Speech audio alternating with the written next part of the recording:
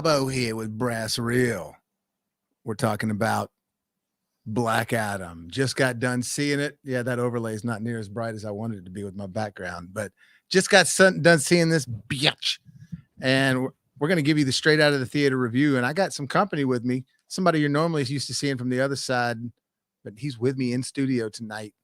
The one and only Clinto Darko. What it do? What it do? What's up, everybody? Good to see you from this side of things. Yeah, right? I feel so much more professional than y'all staring at my endless amount of vinyl records. Well, you know, I think people are going to get a better idea of you now. You know, this is just a way better setup. You got a legit camera in front of you and everything. So I'm excited about this. Hell yeah, dog. And you know, just making sure this audio is coming through properly. It is. Last couple of times I had some audio issues, and that was all my fault for doing some stupid sheezites. Hey, it's all right, man. But look at this, man. We're all equally paired up and everything on here. It's good. I've got actually I need to fix mine just a little to be paired. There we go. You got your Black Adam in the back. I got my Black Adam in the back. So that's pretty dope.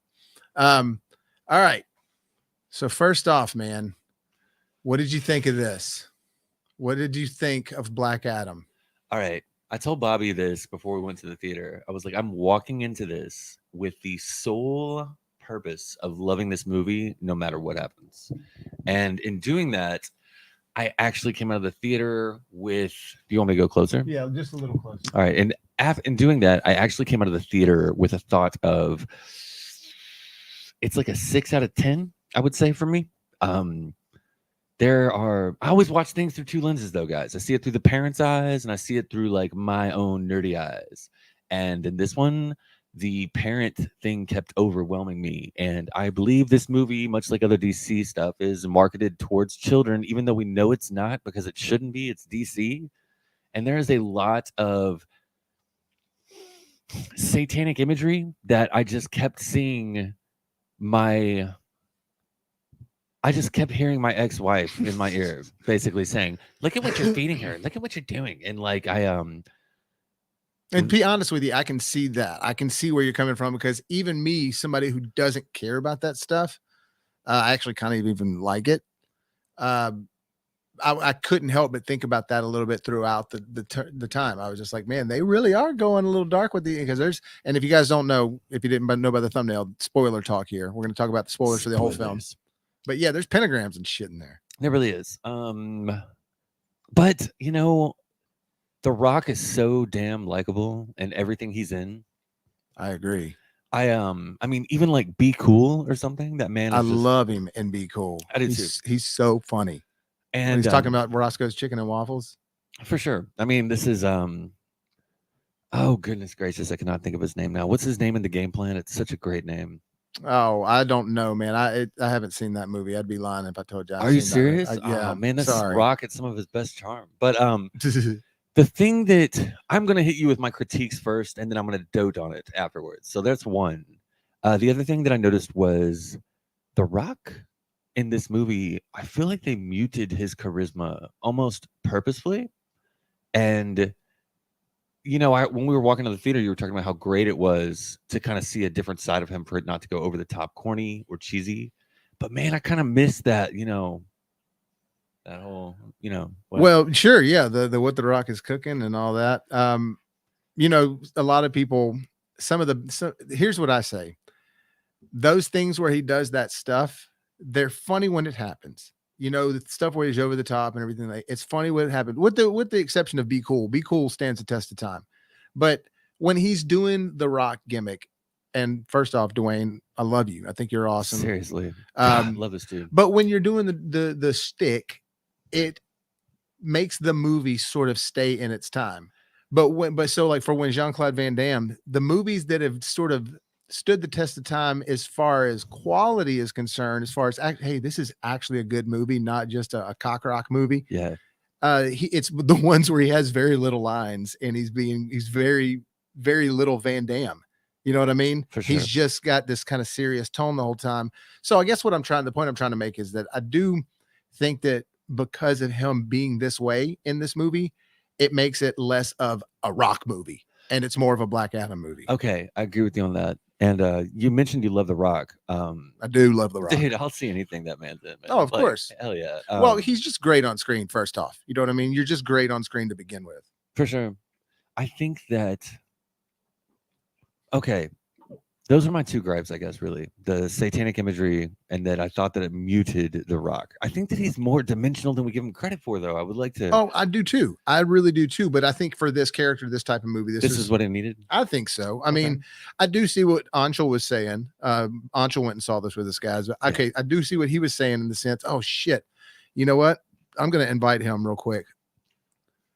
Is he on our chat screen? He will be. I totally forgot to invite him. Oh my God, guys! While he's doing that, I just finally saw the finale of She-Hulk. Oh yeah, sad note right there. Yeah, talk about that for a second. I'm so confused right now. I don't know. I don't even know what to think. I don't know what I just watched. It makes the entire series something you can only kind of watch one time, maybe, because it was all just a gag.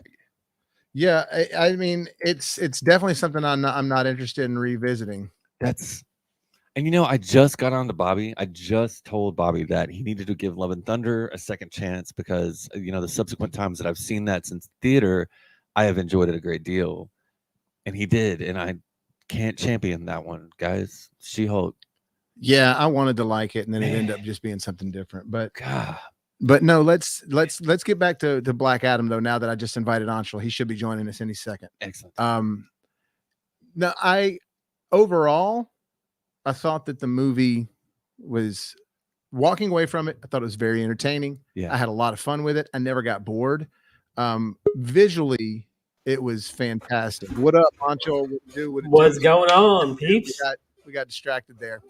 No, it's all good. It's all good. I was waiting for you. Here, I'm gonna move this back for you a little bit.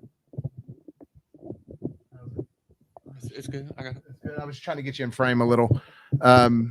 So anyways, so yeah, this movie was awesome as far as visually fun. It was entertaining.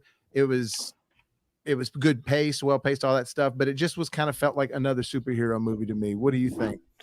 Yeah, I think that's a great way to put it. I think I told you outside of theater, it was like a Michael Bay superhero movie. That's what you said. Felt pretty much great. It felt like it looked gorgeous, and the action scenes were legit. Hey, DCEU, they do the flying scenes with flying superheroes way better than Marvel does. Yeah, I think you're right about that. They get the cape better. That reminds me, like the very first time that we kind of see him fly, when it was like camera looking at him and all the air. Did y'all notice that? Oh yeah, right over the water, right? That scene you're talking about where he's chasing the bikes. Yes. Yeah, I got you. Such a cool moment. And it was really visually great. You know what I mean? There were a lot of visuals in this movie I liked. Also, one of the things I pointed out to Bobby when we were in the car after we left your theater there was how did you see when they were fighting, when him and what's his face were fighting in the home that they lived in?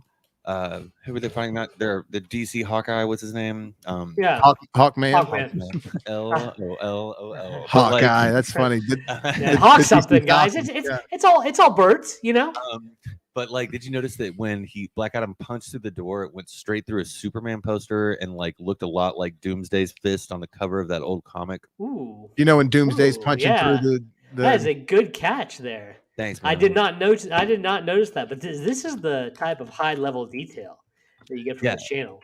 That's my curse, man. Yeah. Well, but I will say that there was definitely a lot of moments that were really fun when they were crashing that room. So there's a scene in there, guys, where literally Black Adam is just trashing this room in a fight. It's him and Hawkman, right? Yeah. I'm gonna say is, look, I hope that chick has some badass HOA. Yeah, because her place. They trashed through every wall in there, the entire right from the beginning. But they were demolishing all this DC memorabilia, toys, posters, just anything that had a pop culture DC vibe, comics, and it was really fun to watch that because I have to feel like that they were sort of saying something from the side of WB. It's like, hey, we're sort of going to start smashing everything from the past and moving forward. We're going to try to do different tone. I feel like that's what they were trying to say. Did they? Because What's different about Black Adam? Oh, he kills people. Well, hey, Batman killed a shit ton of people Well, in this okay. DCEU. I think that what they're saying is they're like, hey, forget the Snyder cut, forget all that stuff. Just Well, that's hang what I'm these saying, characters. though, Bobo, is all the Snyder Cut superheroes have been vicious. Wonder Woman killed some dudes in a museum. Oh yeah. Superman literally snapped a dude's neck and cried about it, even though he didn't know the dude, and the dude just murdered half of Metropolis. Zodsky. Yeah. The It's DC. because Superman's an American at heart. Well, yeah, that's why. That's why I think it's kind of funny. Is like Christian American. Hawkman, and spoiler alert for if you guys haven't picked up that vibe yet. Hawkman is like, heroes don't kill people. And it's like, yo, what universe you living in, Hawkman? Your heroes like, kill everybody. Yeah. Who All called they be me? doing is killing people, man. Man, did y'all, speaking of that, like the death thing, the thing that but you see, okay, I liked all that vibe, but when you were talking about the Snyderverse a second ago, they were absolutely reinventing the Snyderverse on the fly because, we knew you liked that shit, but what we're going to do is we're going to move it this direction. When he was fighting off all of the versions of, who was he fighting at that point? He was fighting Dr. Fate. When he was fighting off all the versions of Dr. Fate and the car came to him and he put his arm out to like blast it out. It looked like a Zack Snyder scene, like so much. Like they did that 4 or 5 times. Well, You know what that the looked movie like was to me? visual as hell. Yeah, it looked like it. I couldn't help but think of Doctor Strange versus Thanos in that scene. And There's a lot of similarities between those two fights. Yeah. For sure, man, where he's multiplying himself and Yeah. everything. I mean, look, let's face it, DC and he's a wizard. Yeah, well, DC and Marvel have been doing this since back in the day, just with their own comics. They always were making a version of something that was already successful on the other side. So, Yes. they always like, oh, well, shit, Batman's successful. We got to create something sort of similar. And then there's multiple things you could compare to it. A lot of people could compare Daredevil to Batman, but most people compare the Moon Knight to Batman from the Marvel side, the Armageddon Deep Impact paradox. Dude, exactly. Volcano Dante's Peak. Yeah, I mean, here's the thing. I'm going to be spending the majority of this video picking this movie apart. With that being said, bottom line, just to get out of the way, I did enjoy this movie. Yeah, I had a fun time watching it. We started this a couple minutes right before you joined, and that's what we said. It was very entertaining. Yeah, but I mean, like, I talked to these two homies about this after the movie. They couldn't pick a tone in this movie. Okay, they wanted very much to be this dark movie, but then they also tried to make it a comedy, and they tried to make it for kids. And they had the kid character. I think all of us are going to have some hot opinions about that kid character. We all hated that kid. Sorry, kid. Like nothing against you, but your part was just written like shit, right? Yeah, we didn't like your part. And that's where the confusion comes in, like you're saying, Angel. Is like I'm watching that for the first however long, with seeing that kid as like a primary character, thinking, okay, cool, somebody my daughter can get behind right here. And then all of a sudden, yo, check out this pentagram engraven. Out right here. So I did. I did check on that real quick. I did a little research before I came on there. Oh, okay. That design harkens to the comics. So I'm sure it is. Stay back. Just to give you. Well, I mean, Hellstrom had comics all over. I mean, had pentagrams all over it. So originally, Sayback was an anagram for Satan, I'm, Bilal, Beelzebub, Asmodeus, and Kratos. Is Zamil in there? No. Man, that was a lot of you missed like Baal and. No, I said that. Satan, I'm, Bilal, Beelzebub, Beelzebub, You got almost everybody. Azazel, you said that too. Incredible. Azazel's not in here. So is it pronounced Baal or Baal? It's Baal. No, it's nope. That's not it. It's Bilal. It's Beelial. Oh, Belial or Bilal. Belial. Yes. I apologize. That's in Constantine, actually. But yes, I was speaking of Baal, like another name for Satan, because it seemed like you got all of them like right there in a row. I was like, man, kudos. Yeah, and then so originally he was a Nazi. He was a Nazi villain in the Golden Age. But then they changed him to his current iteration. He's a straight up ticket ref right there. That's right. Well, it's really they use that on the ticket a lot. Yeah, I forgot where I even got from. But and originally a Captain Marvel villain, not even a Black Adam villain. Although I think the most recent run he was in Black. And that's the thing. Black Adam's just never really been on my pull list. Even though the concept of the characters, even though the character is kind of a cool character, I've always kind of liked the character. He's never been a comic that I've bought, and so I think it goes for a lot of people. I think a lot of people like the character, but we don't know a lot about it. I knew always that And the only I'll just tell you straight up, the only reason I really got into Captain Marvel, because that's what us comic fans referred to him as. We never referred to him as Shazam. It was Right. Captain Marvel in the comics. Now Shazam is what he said, but then obviously you can't call it Captain Marvel because of everything going on in movies. But I only got into Captain Marvel because of Kingdom Come when that came out, because they sort of used him in a very cool way, in a mature way. It was like, oh, it made me see him in a different light. That was a cool twist with that. Right. And Yeah. so then I was like, sweet.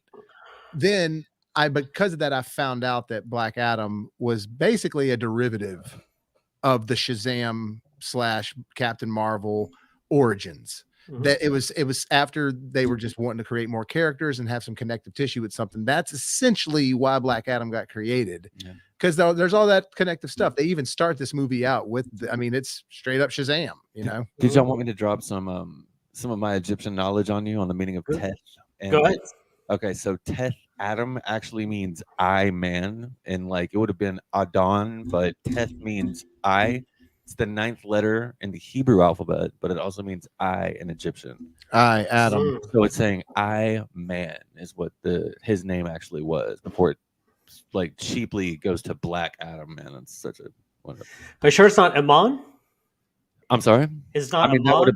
that would have okay. So Adam, it would have actually been like, Okay, gotcha. Teth Adam was what it would be, which is another set. But you've got to understand, like the Egyptian alphabet had hundreds of characters. So like Iman, Tethman. I mean, there'd be a bunch in there. Right, and Iman is, it's got some. I know all about that stuff. This is also late.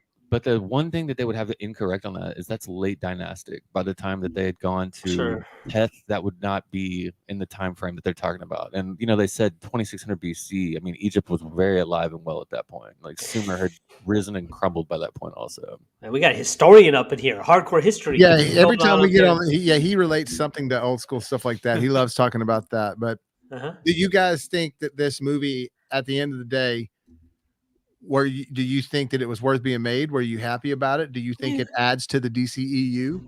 I mean, the direction, or is it just another movie? I think it's a good standalone. Of course, now with that teaser trailer that dropped, or I'm sorry, the end credit, something better come to that end credit, otherwise people are gonna be pissed. Yeah, that mid credit scene, post credit, mid credit, end credit, whatever you want to call it. We actually, for once, instead of getting a silhouette or something, they even at first. Let's massive spoilers here, guys. If you don't want to know, skip ahead a little bit. We already, the thumbnail of this, it says spoiler talk. We already mentioned this is a spoiler video. No, that's the dopest part of the whole movie. Yeah. But Superman shows up at the very end in this post credit scene. So lit. And at first it looked like he was going to be just the silhouette, but then they turned it into it. But at first it was like complete black. It was funny. Yeah. So, all right, we talked about how they've kept messing up the tone. They couldn't get it straight if they wanted to do a hardcore anti-hero movie or a kids movie. So let's talk about two of the performances that, besides the kid, because I don't want to bash on this kid. I feel bad for him, even though he's the worst part of this movie. His part is trash. Let's talk about two roles that were obviously written for the kids. Two roles that were casted for the kids. Noah Centineo as Adam Smasher, and Quintessa Swindell as Cyclone. And I thought that they were cool for sure. A+. He was all right. He didn't really stand out significantly. I thought that she was cool too, but like, did they need to be in the story or in the movie? Yeah, they had this chemistry. I mean, Adams weren't the only thing he was trying to smash in that movie. You know what I'm saying, bro? Most of the time, it was just Hawkman and him and fight. I could have done with it just being Hawkman. I could have done with it just being Dr. Fate and Black Adam, and the others could have been are just kind of expendables to me. A couple they would have chosen parts for that. Okay, first of all, I actually liked both those parts a great deal. Oh, I liked them. I'm just talking about, were they actually necessary? I wish they would have pulled in like a couple of the Legends of Tomorrow from like the Arrowverse to like really make it cohesive. That would have been an amazing thing to do. Yeah, I can't spoil. I hate the Arrowverse, man. Do you talk about some bad writing? Get out of here. That's some bad. Okay, Arrow started off good. It was good for a while. Arrow season 1 through 4 and Flash season 1 through 4 are both masterclass. I will give you season 1 and both those, but not anything past season 1. Either one of those, man. It's just listen, man. Dude, those writers. Flash, Zoom goes so hard, bro. In season, I can't handle any. It's the same villain every single time. Hey, look, Oh my God! Somebody that we know is actually a version of the Flash, You must get an evil faster. I need speedster. more speed. I need No, more speed. I'm telling you, Smallville is the best and is where it started. Supernatural is where it ended for me with the CW. Excuse me, Smallville is where it started. CW, Supernatural. Supernatural is a great CW show, and that's about it. That's the bar. I can't. Everybody loves Buffy. I never understood it. Buffy was great. Shut your mouth. It's one of the greatest shows ever made. Never understood it. Hey, and look, I love me some Sarah Michelle. You know, that's peak Sarah Michelle. Also, yeah. Hey, I'd see. I think of her, and I Know What You Did Last Summer as peak Sarah Michelle. Angel was also good. Angel was great. Angel was better than Buffy, in my opinion. Man, calm down. Yeah. Yo, the opinions of Bobo on this channel do not necessarily reflect the opinions of his guest host. Buffy was fire. Okay, thank you. You. Oh my God, the lore in Buffy, like holy cow. With that being said, I probably can watch that show now. I'm going to be the first one to tell you right now, Buffy, you heard it here first, guys. Buffy is mediocre at best. By the middle of season 2, a thing happens. We did not write Buffy spoiler talk, so in the middle of season 2, something happens that will grip you and never let you go. I don't know. See, Christy Swanson will always be Buffy. Yo, if it wasn't for Buffy, you wouldn't have the Mandalorian. I don't see Mandalorian. That start from Buffy, man. Mandalorians, again, it's just sort of middle of the road for me. But hey, look, let's get back on Black Adam. Yeah. Let's talk about some other performances. Sarah Shahihi, one of my all-time crushes. Brown girl power right there. Yeah, she was again, she was good and everything she was hot and her character was cool. She was good.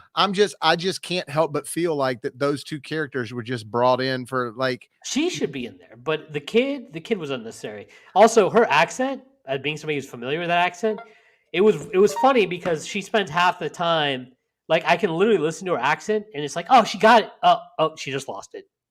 She had it, but she just lost it. Oh, it was going in and out. It was going in and out. Yeah, dialogue coach need to get with her. The Keanu Reeves, was it as noticeable and bad as like Kevin Costner and Prince of Thieves? He didn't even have an accent. Yeah, I was about to say it wasn't even there. Yeah, yeah.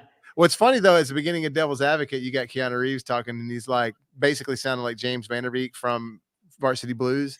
And then by the end of it, he's so Bill and Ted back to that. You know, like, bro, if you want to talk bad Keanu accents, there's only one movie you got to talk about: Bram Stoker's Dracula.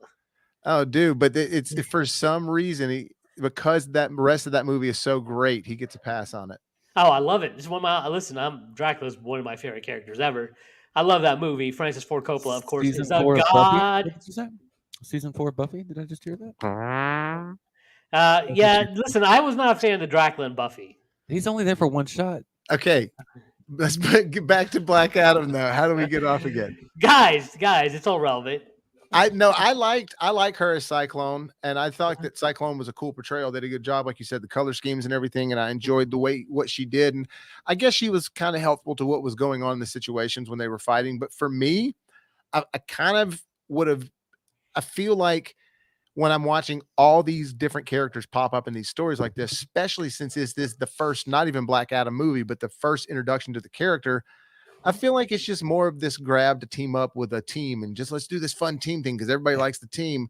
I would have found the movie having a little bit more class and elegance to it. Let's say if it would have just involved him and Dr. Fate and then the threat of this villain. There's where you got it, Angel. All right. That's what I think. The reason you attribute it to being like a Michael Bay movie is because of how the secondary characters are utilized. Because she felt like a character of like Shia LaBeouf and Transformers, that level of like, need, that level of urgency of her character actually being there. There's where the Michael Bay vibes come from. It's not just that. It's like you ever watched the commentary that they did on what's the asteroid movie that I hated that everybody else loved? Armageddon. Thank you. Where Ben Affleck's talking about making fun of Michael Bay's logic. He's like, yeah, like we got these guys that are astronauts, that are astrophysicists, but they can't figure out how to work a explosives. Yeah. They can't figure out how to do that job. No, they're astronauts. They can fly a rocket ship. But the most ridiculous part about that movie is the premise. We get some of those so well done to look at, and the music is all great. That's fun, but the premise is ridiculous. Yeah, like, and then we get some of those moments here, like Score-wise. Sarah Shahi's character, which, by the way, didn't become ISIS, which surprised me because I think that's in the future.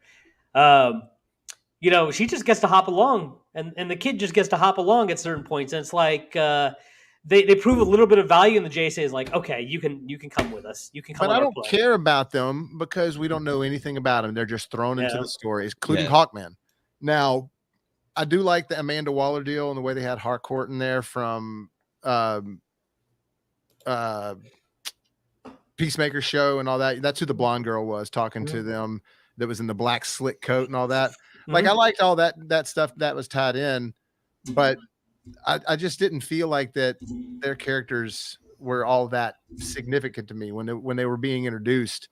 I just don't care about them because they were thrown in. Black Adam, at least we knew what was up with his story, and so it made you feel something for him, which I thought, you know, all the Gladiator flashback moments and stuff were really well done.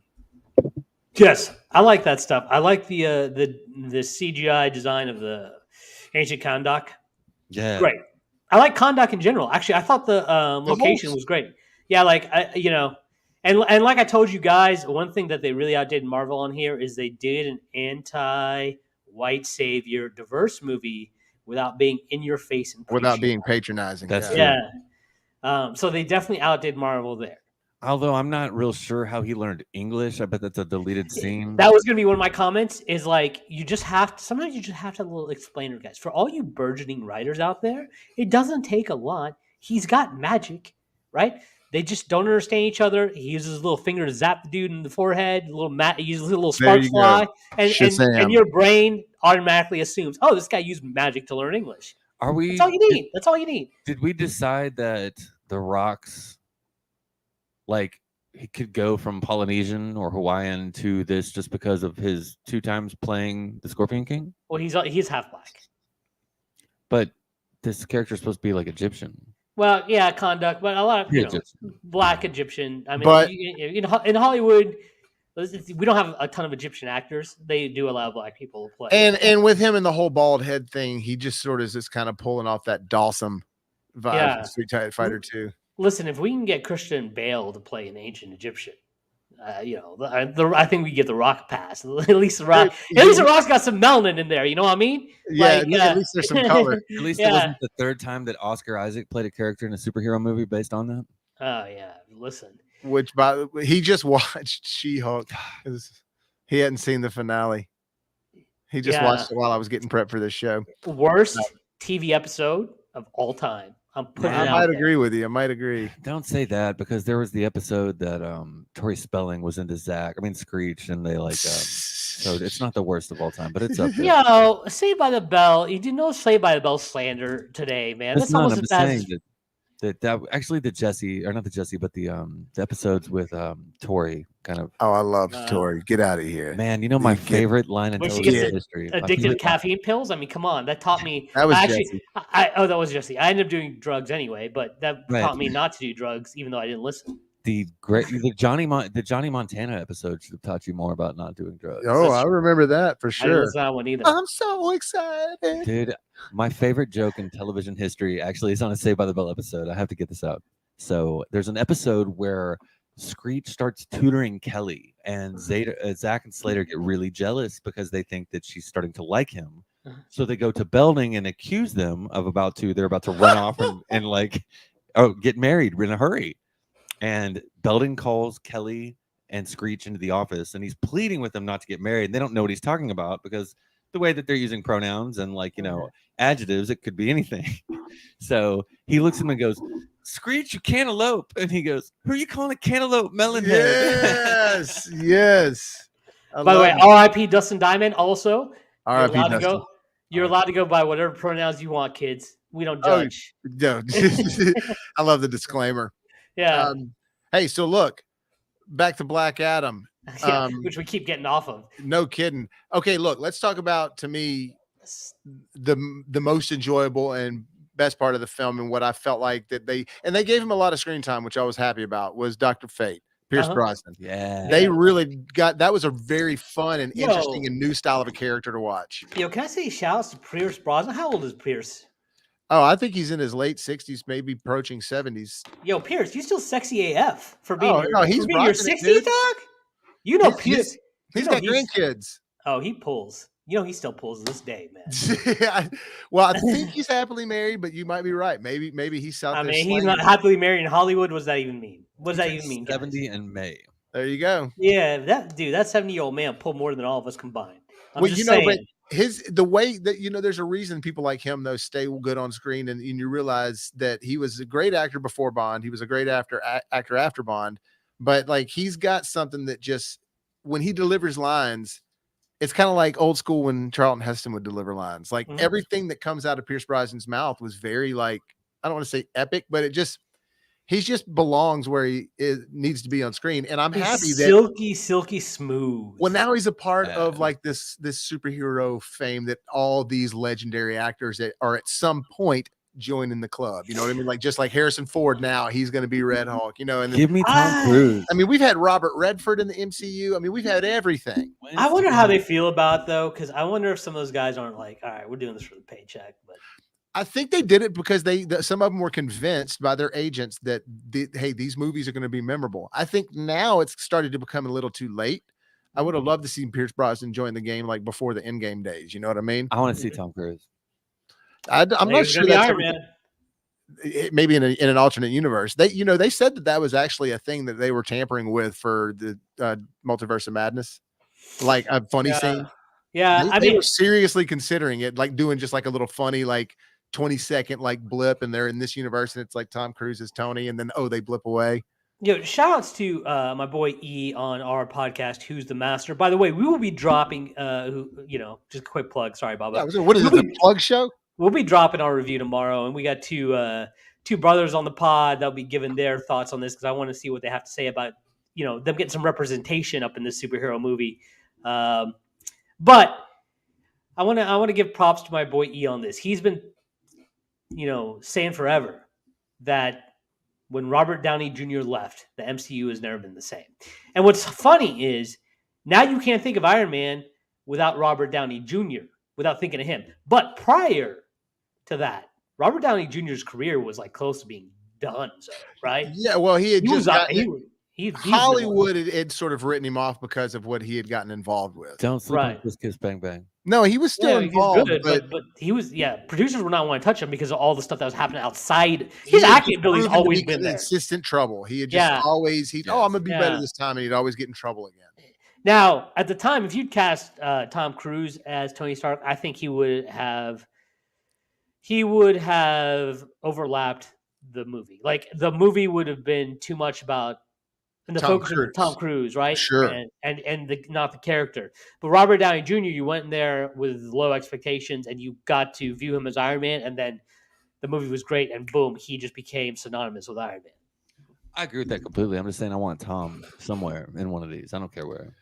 Yeah, I mean, I at this point, it'd be cool for him to show up. That motherfucker is likely to be like, no, we're inventing a real Iron Man suit. Yeah, going to learn to fly it. No shit. He probably already is working on it. No, what I want to see Tom Cruise, if he's like, and now again, we're talking about the MCU when it's supposed to be a Black Adam. Welcome to the podcast. But after this, we'll switch back to Black Adam. If Tom Cruise does end up joining the MCU, what I'd like to see him do is do a sort of the type of role that Owen Wilson did in Loki, like not be the main, but be the main co. Like it focus on both of you guys a lot. Can't get Tom Cruise. No, I'm telling you, I think that as long as it is a pivotal part of the show and is something that, because for me, I remember Owen more than I remember Loki from that Loki show. Here's the thing, though. Tom Cruise is an alpha, kind of like Black Adam's an alpha, right? If you want to tie this back in and get. Is that why Stallone's never gone that Robert De Niro route and done Meet the Parents or something like that? Yeah, even though Stallone, his career is on the downturn. Tom Cruise, he can just crank out another Mission Impossible movie and get back on track. Got two more coming. Yeah. The last two apparently. But look, he is getting older though. I mean, look, he just is. It's clear that he is. He's even said that this is getting really tough on him now.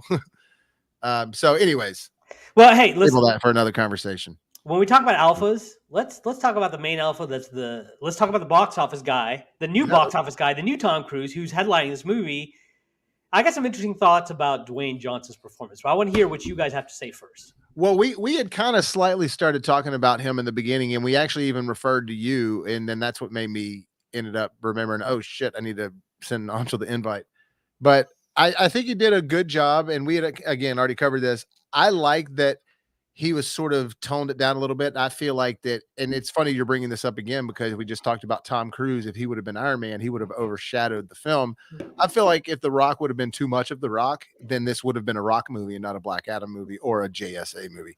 But instead, because he was just the figure and this, he looked like Black Adam, everything, and he wasn't filling up with one-liners.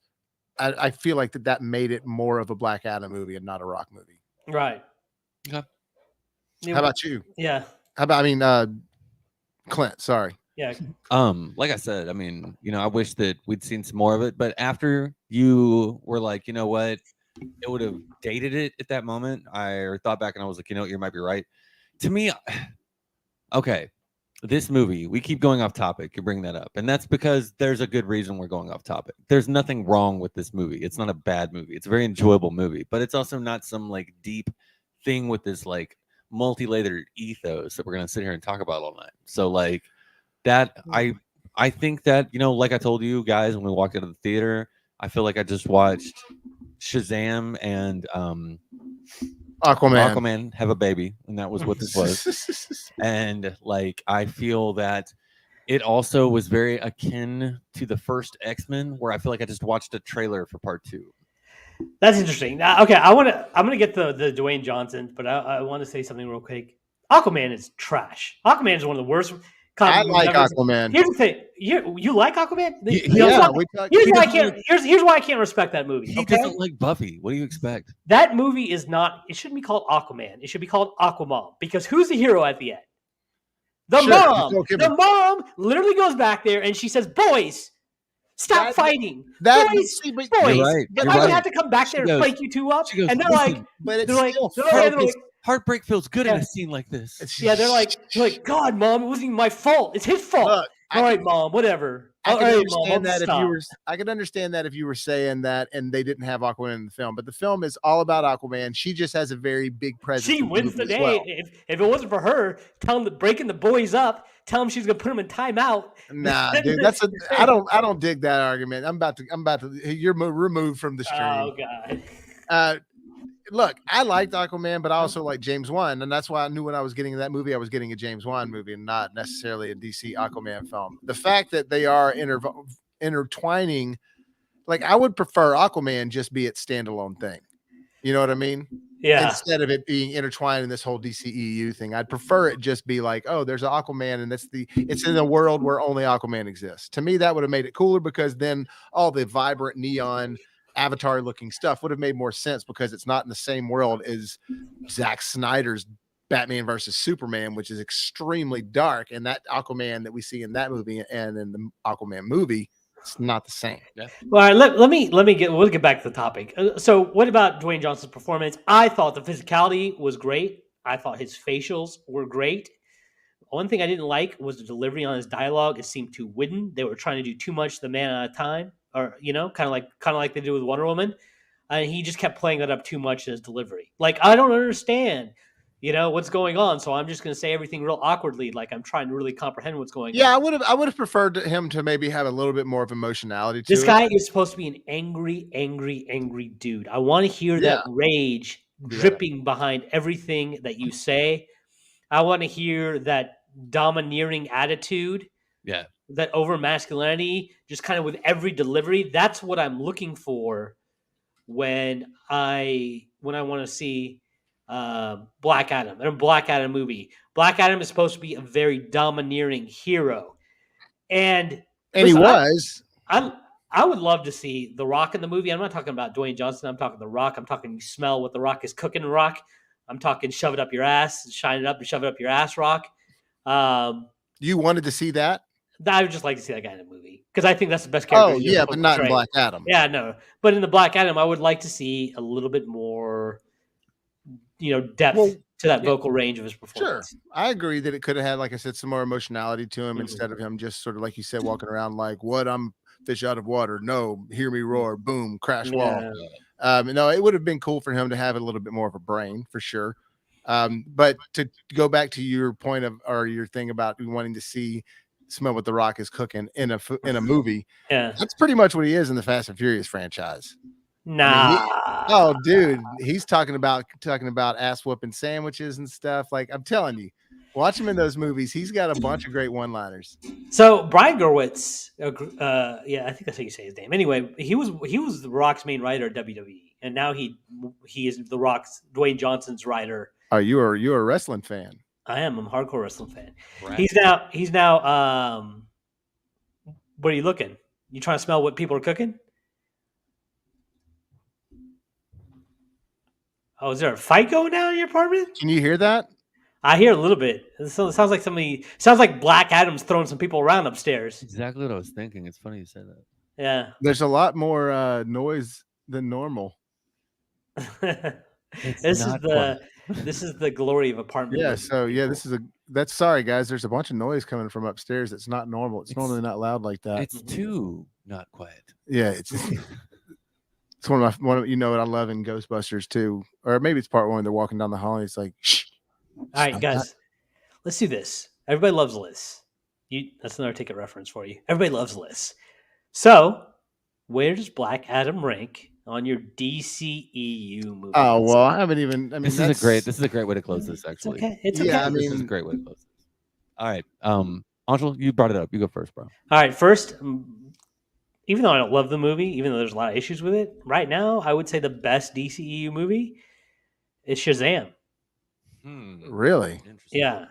Now, for me, the best one I'd have to say is probably Man of Steel for me. I didn't like Man of Steel, man. I just it took me out of the movie at the very beginning, and I think you and I have talked about this when the Russell Crowe fight thing. Russell Crowe, yeah, like okay, so the whole concept behind Kryptonians is they're supposed to be genetically engineered for their role in life. So Jor-El is supposed to be a scientist. Now, what is Zod supposed to be? Genetically engineered to be the perfect soldier. And Jor-El whips his candy ass, like The Rock would say, beats this boy down. He's over there jumping off buildings on the dragons, playing a superhero. Yeah, but it's also... And you know Kurt Russell walked in there and looked at the script and was like, I'm not having this, Zach. You're going to have to give me some action roles here. You're gonna have to make me look like a badass here. Look, one could argue, though, that Superman, being the good man he is at heart, he's truly good inside. That seed came from Russell Crowe. So maybe it's sort of like his determination, to save his son and the planet and everything. I'm a mom lifting up the car because my baby's stuck underneath it. So one could argue that, if we're sitting in the comic shop arguing. Come on, man. He jumped off. The first scene is him jumping off onto a flying lizard, jumping off a building. Because he knew what he was about to do. Yeah, I know. He knew he was about to do the mission of his life. So you take me out of the movie with that right away. I'm like, how's this dude? How's this dude? Like, and Zod is supposed to be this major threat. I think he went in the movie hating. Whipped. He's getting beat down by a scientist. It's way better than Buffy. Bro, let me tell you something. Nothing is going to take away your man card. Hey, it was really good to meet you. I'm never going to see you again, though. Nothing is going to make you less threatening like a man than getting your ass whipped by a scientist. Bro, scientist? You got beat down by a scientist? Bruce Banner's a scientist. Hold on. That turns into a big green monster. Yeah, let's get back to your list, dude. I'm curious to hear this. All right. I don't have my whole list picked out for that, but this is a get off the top of the head thing. I think that we've all seen these movies enough to be able to do that. All right, so I got my number one, Shazam. What's your number one? You said was. I'd say I'd have to choose Man of Steel, but I mean, look, I'm also I think it has a lot of problems, but when it's good, I think Batman vs Superman is awesome. I was gonna say Dawn of Justice is my favorite, but I think it also has a lot of problems. Wait, hold on. Let me clarify. Dawn of Justice Extended Edition. Sorry. Yeah, definitely the extended. Because it just shows way more that's going on. You get more of a feel for it, but it's long as shit. But Man of Steel, Shazam are probably in the top 4, and then Snyder Cut of the Justice League. Yeah, Snyder Cut. I don't think you can count Snyder Cut. Even though I can't because it's not canon. Yeah, I bash on Snyder all the time because I think he's just gotten repetitive in what he does, and I was ready to hate the Snyder Cut, and I actually enjoyed it. Wait, no, wait. Just needs to be about 45 minutes shorter. So sorry. The first Wonder Woman is my favorite.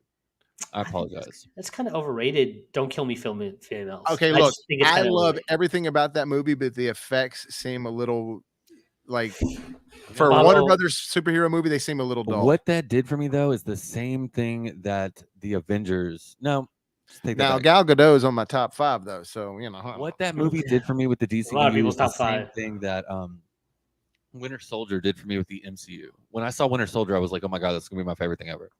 Yo, listen, I'm glad you brought up Wonder Woman. DCEU. Listen, I got a plea to make with you, okay? Not all skies need to be gray, and not all superheroes action scenes need massive amounts of slow motion. You don't have to make everything slow motion. I know Zack Snyder did it. I know, and he does a lot of it. But he's like a painter as a filmmaker. He likes to paint scenes. You know, that's like In his whole thing. really, really painfully slow motion. Yes, but we don't have to do it all the time. Can we just stop with the slow motion? Just one movie, please. No slow What motion. in the monkey hell is going on? Sorry, dude. We're not trying to get distracted, but there's a lot of noise going on upstairs. It's kind of like Telling you, man. concerning. Dude, it sounds like the time that Spike and Buffy had sex. It's Halloween. It could be Michael Myers. I'm just I mean, saying. there's a girl that just moved in upstairs, and noise gets made when you walk up and down the stairs. This is But different. like this is a little different. This sounds What like type of noise gets made? like when she walks imagine up if and you down were the stairs? sitting Just underneath like vibrating the noises. Billy Blank's recording of his latest DVD of doing Tybo. Yeah, Yeah. that's what it is. Oh yeah, man. I'm glad I live on the top floor. That's all I'm gonna say. Yeah, I And mean, I live right above the gym, so I can stomp around all I want to. That's good. Yeah, that's actually a good thing when you have no one above me. And for the longest time, no one's been above me, but she just moved in. But anyways, it's just kind of concerning. But overall, like we're kind of rambling on this. I don't think there's a ton left to say about this. I mean, I just think that it was fun. It was good. I wish it would have been more of just a Black Adam movie rather than a team up movie. I give this thing. Bobby said a B, and you said a 7, correct? Yeah, I'd say maybe more a B minus.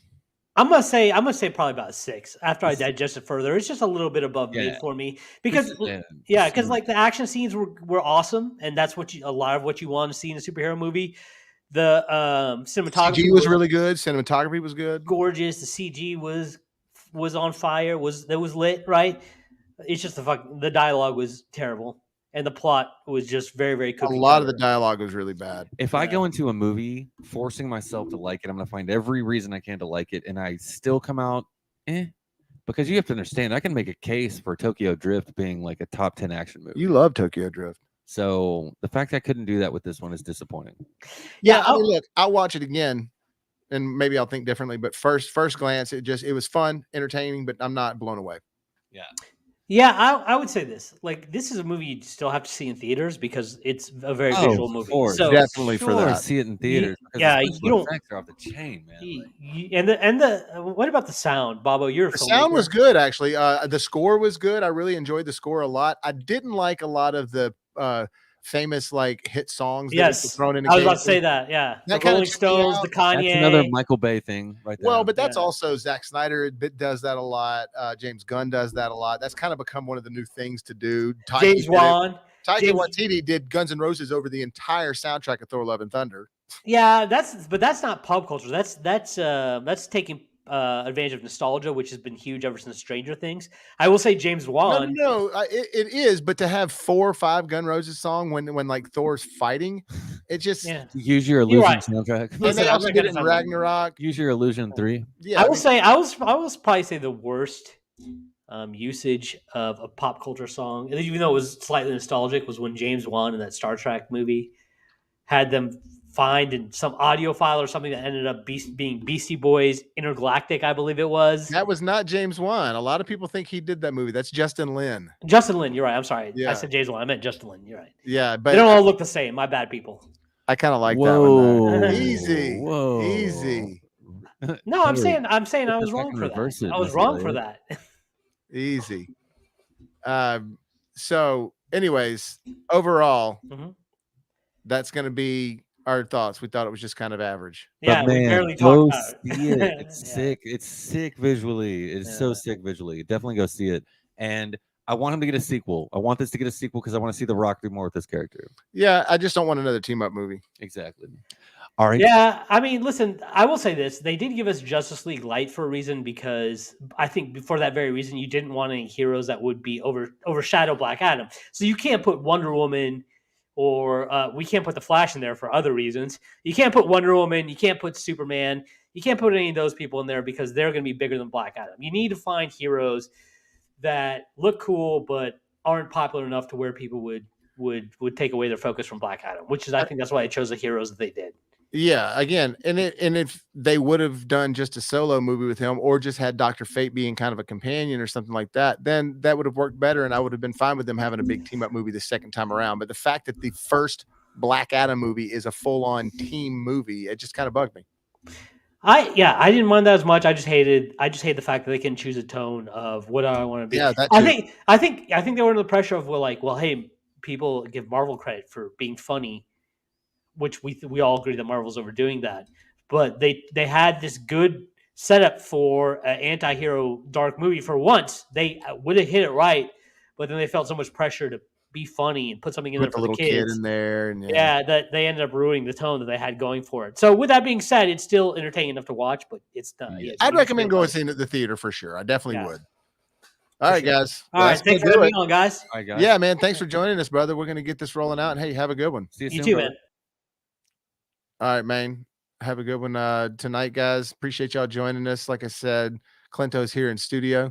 So we're going to peace out right now. And remember, if life gives you lemons, make some hot, fresh popcorn.